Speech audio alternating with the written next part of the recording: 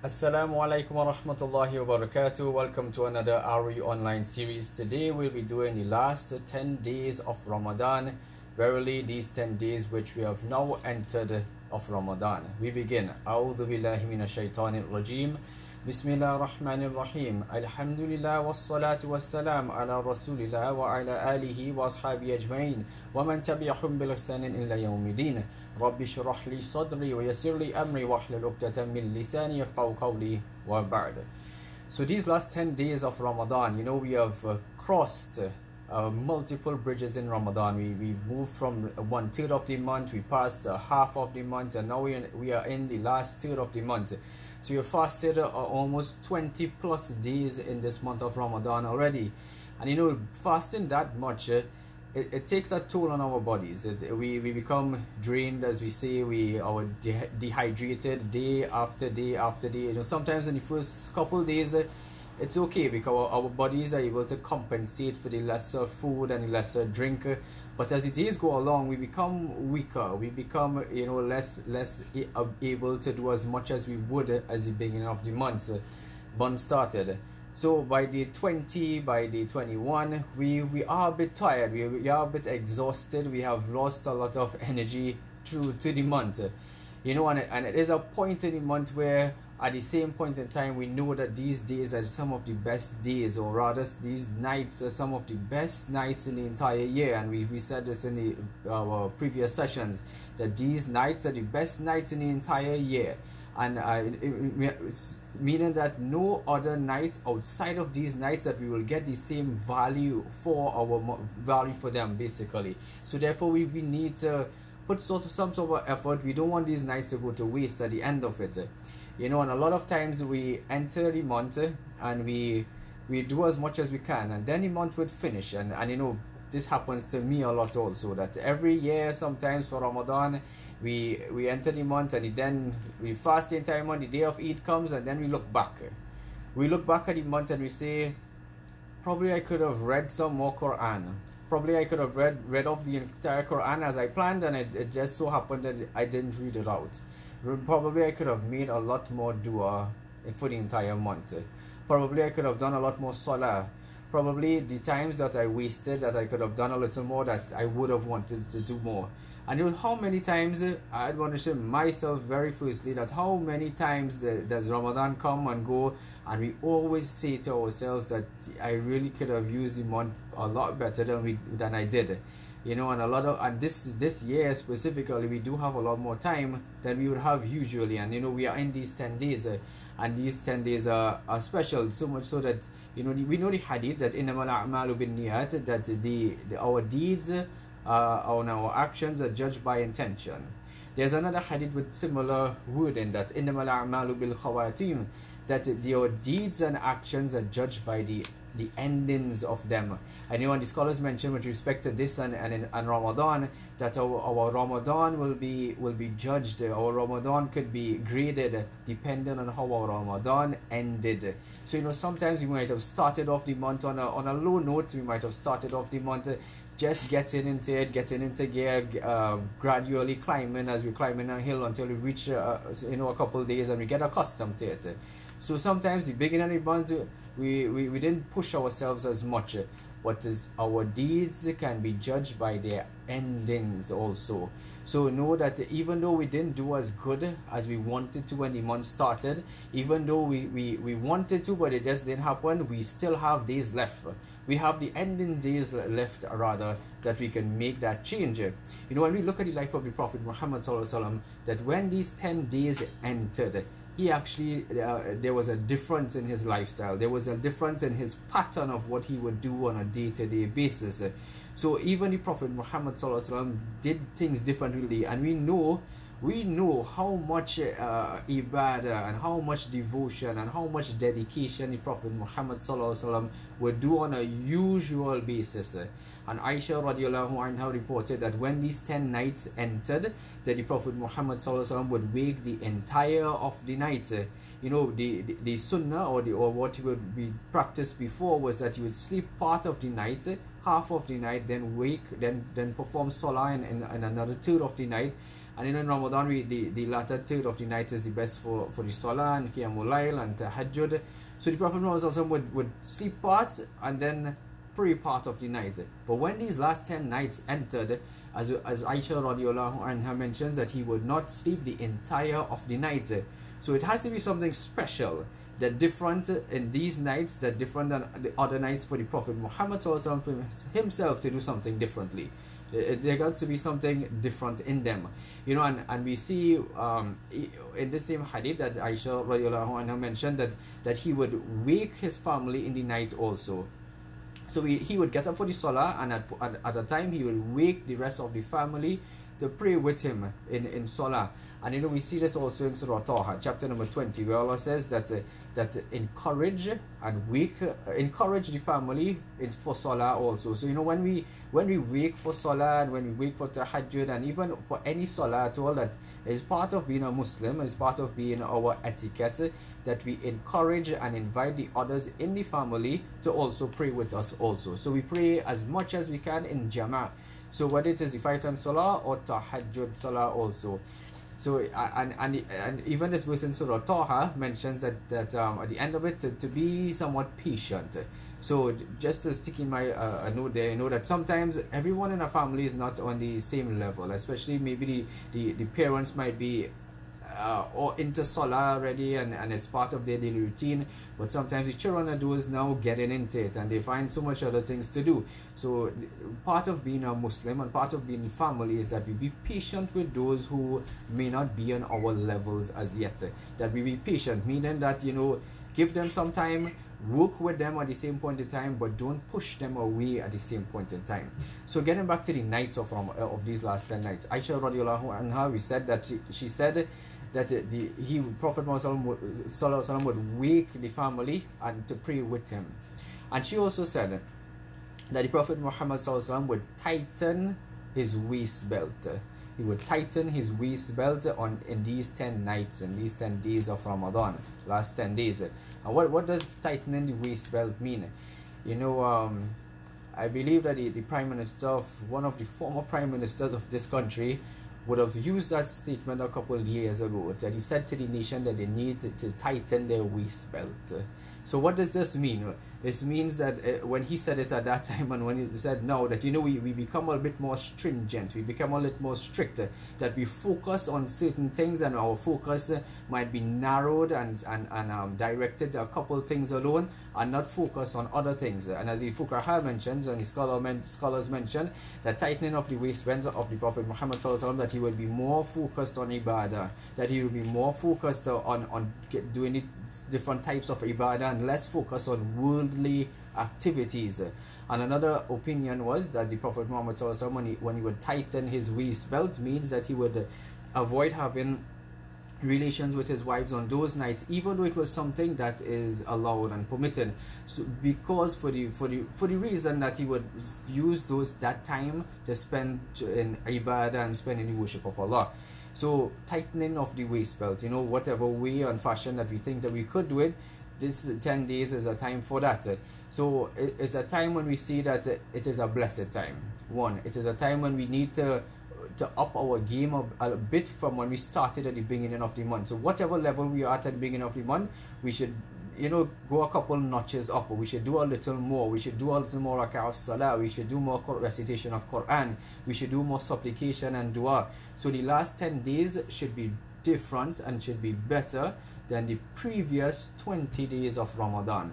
In other words, we could summarize it to that extent. And you know, it is a time when we are tired.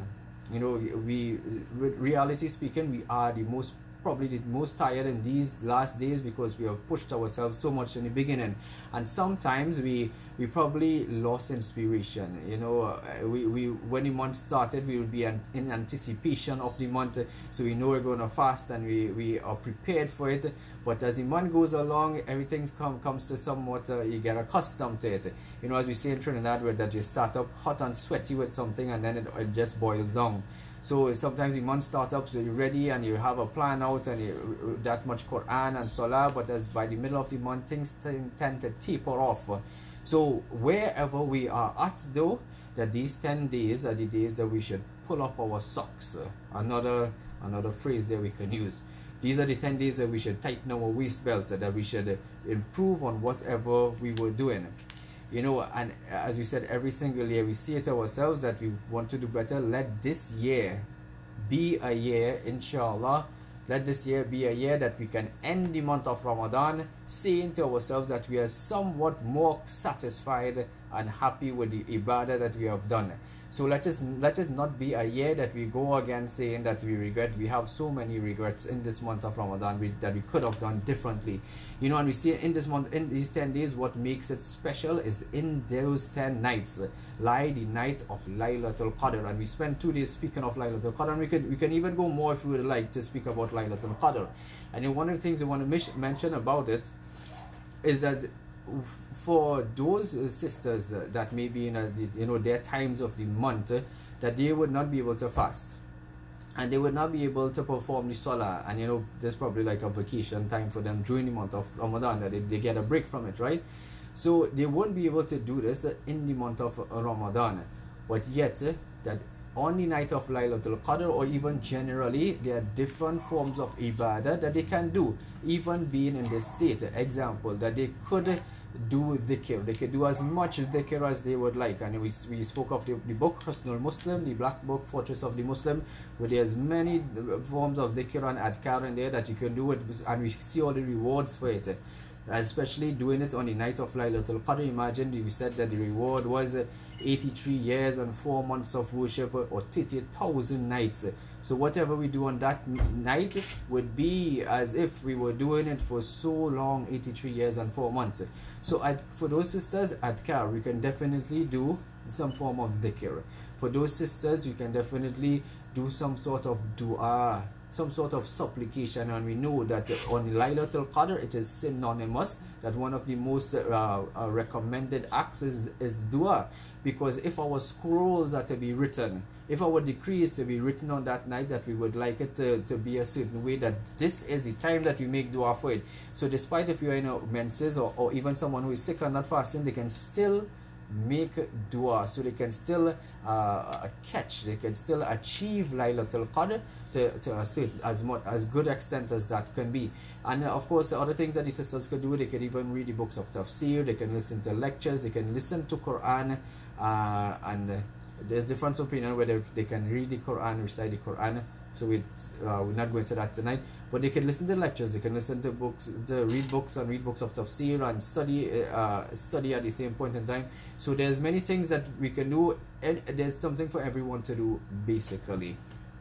So the point is that since everyone may not be on the same page, since everyone may not be on the same level with respect to ibadah in the household, that is, that to have a plan. We spoke about having a plan. Sometimes it might be a good idea to have a halaqah, that every one of these 10 nights, as a form of encouragement, that we have a small study circle and encourage each person to contribute something every night. This, I'm not saying this is far or compulsory, just a couple options to get the inspiration levels up, to get an ibadah going, because usually we are in the masjid in these last 10 days, and we have the inspiration there, we have the drive when we're in the masjid usually. So we need to create that drive, and we need to create that inspiration in the homes now.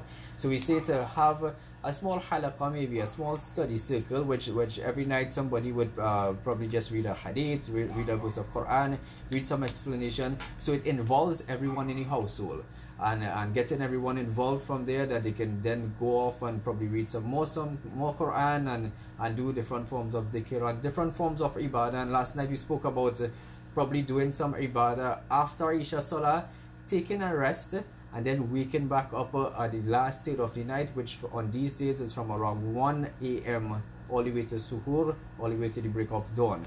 So that's a recommended form of practice for the night. Of course, that's my recommendation. You don't have to take it. It's not something compulsory, and you can come up with your best. You know your family's best. You know what they are capable of, and you can come up with your own plans, inshallah. Within these 10 days also, is the time when we would usually pay our zakatul fitr, or sadaqatul fitr as sometimes referred to. So know that we need to calculate our zakatul fitr, and we'd probably have one program on that in the upcoming days, on just zakatul fitr and sadaqatul fitr. So know that we have to calculate that and give it out within these 10 days and give it out before the days of Eid. And you know, probably if we can find people ourselves and give it out, that would be even better at the same point in time. And as I say, some other things to mention, to keep note of, is that zakah, a lot of people tend and want to pay their zakah in the month of Ramadan. Of course, it is due once a year, that at the point when it is due. You know, it doesn't have to be in the month of Ramadan, but it's due once 1 year has passed on that money, once it's over the nisab.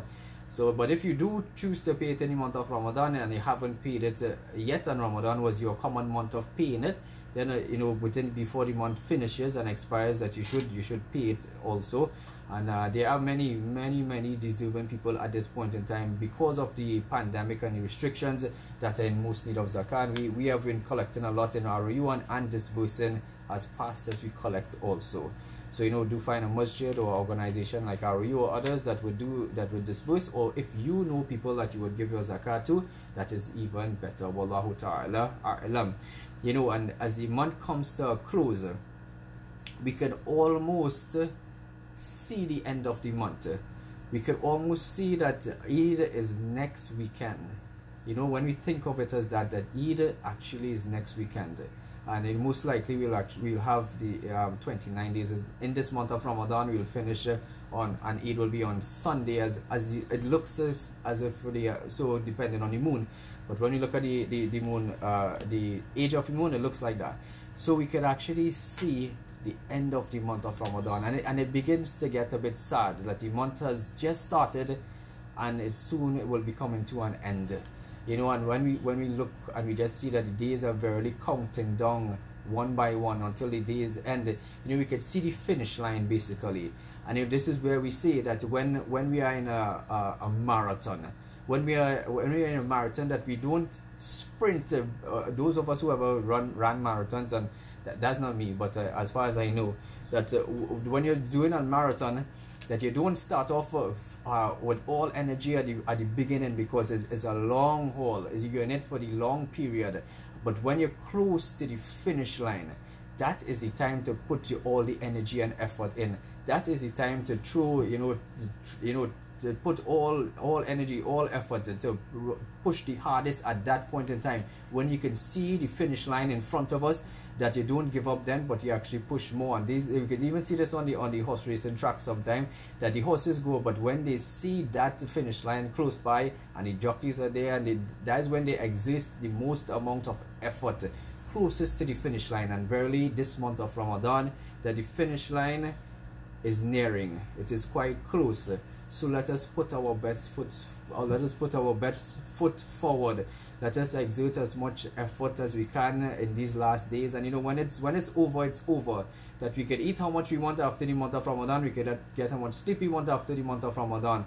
But for these remaining days and nights, that we make the best out of it. You know, we would even say that we don't know.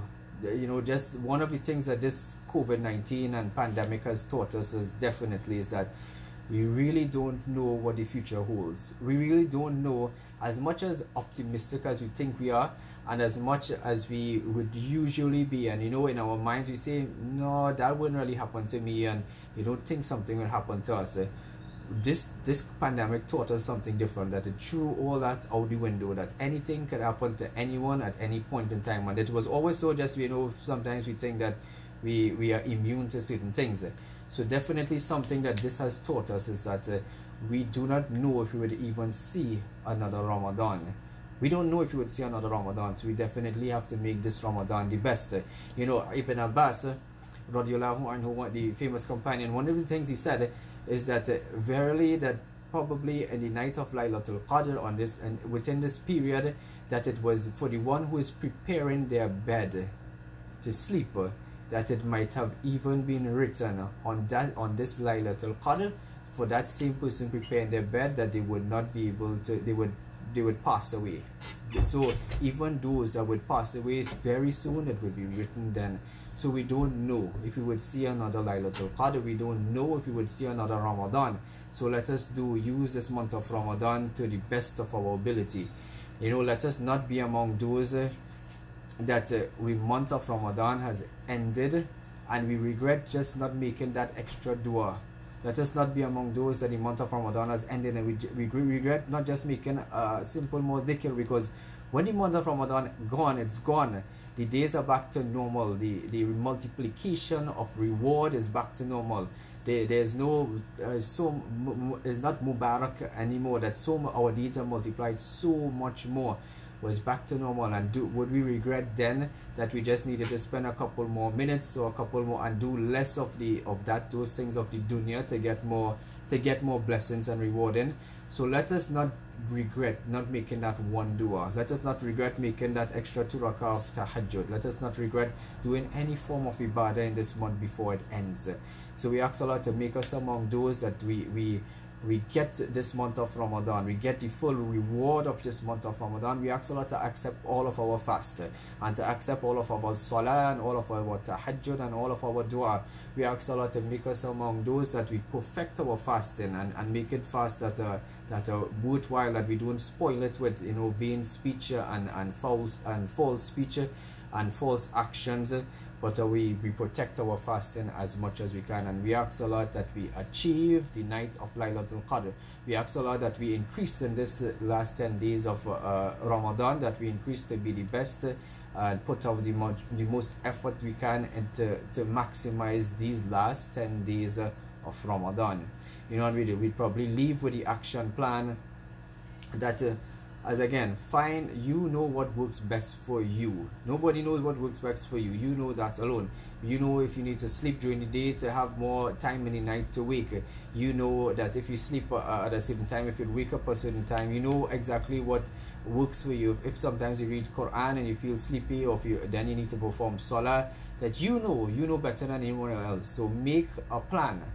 Make a plan. So the plan today is to make a plan of how you would like to spend the next 10 days in this month of Ramadan of this year. For indeed, when it is gone, there is no coming back to it. And we would end there. أقول قولي هذا واستغفر الله لي ولكم ولسائر المسلمين من كل ذنب فاستغفروه إنه هو الغفور الرحيم. والسلام عليكم ورحمة الله وبركاته.